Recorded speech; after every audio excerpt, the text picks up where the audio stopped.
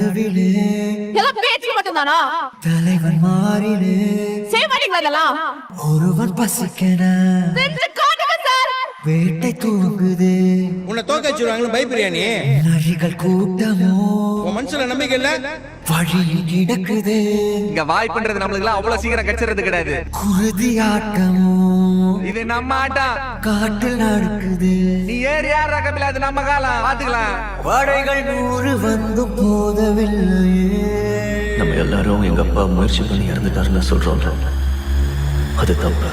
தடுக்க வந்த பகையும் வெல்லவில்லை. என் அப்பா இறந்து போயிடுவேன் தெரிஞ்சேதான் முயற்சி பண்ணிருக்காரு. போர் கண்டு